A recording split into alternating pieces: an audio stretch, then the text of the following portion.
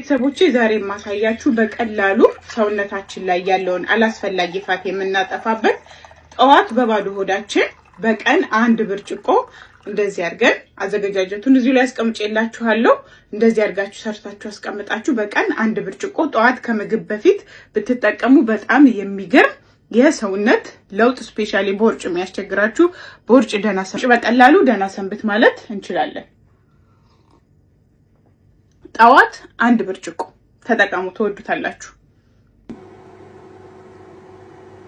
ዛሬ እንግዲህ በቀላሉ ሰውነታችን ላይ ያለውን የተከማቸ ቦርጭ ማጥፋት የምትፈልጉ ከሆነ የሚያስፈልጉን ነገሮች ልንገራችሁ። አንደኛ ዝንጅብል ልጣችሁን በደንብ አጥባችሁ ልጫውን ሳትልጡ መክተፍም ትችላላችሁ። አለዛም እንደዚህ ልጣችሁ መክተፍ ትችላላችሁ። 2 ሎሚ፣ ይሄ የቅርንፉድ ልጫውን ፓውደሩን መጠቀም ትችላላችሁ። ከዛ የሚያስፈልገን ብላክ ፔፐር ወይም የቁንዶ በርበሬ ነው የሚባለው፣ ብላክ ፔፐር ኦር ቁንዶ በርበሬ ማለት ነው።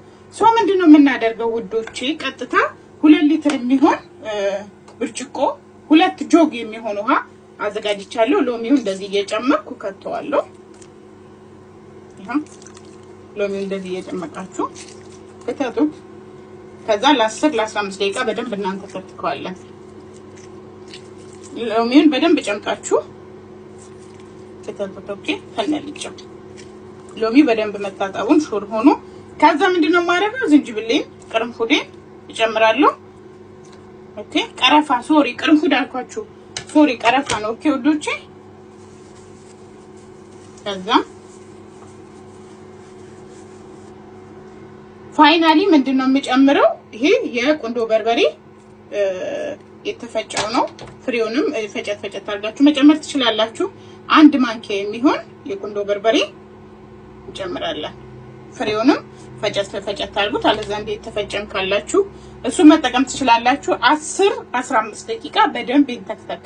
ኦኬ ወዶቼ፣ ከዛ በመጠጡበት ዕቃ አስቀምጣችሁ በይሄንን ባንዴ አይደለም የምትጠጡት። 1 ብርጭቆ ጠዋት ላይ ሁሉ ጊዜ ጠዋት ከምግብ በፊት 1 ብርጭቆ ትጠቀማላችሁ ማለት ነው።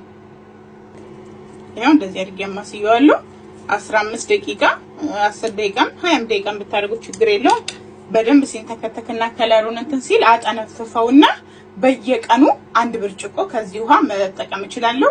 እስከፈለጋችሁ ቀን ድረስ ፍሪጅ መቀመጥ ይችላል። ለምን በደንብ ስለተንተከተከ። በነገራችን ላይ ሰውነታችን ላይ ያለውን ፋት ወይም ቦርጭ ከማስወገዱ በተጨማሪ በጣም ለጤናችን ዘርፈ ብዙ ጥቅም፣ ለቆዳችን ጥራት፣ ለሰውነታችን ላይ ሆዳችን የሚነፋው ሰውነታችን የሚያብጠው በጣም ዘርፈ ብዙ ጥቅም ስላለ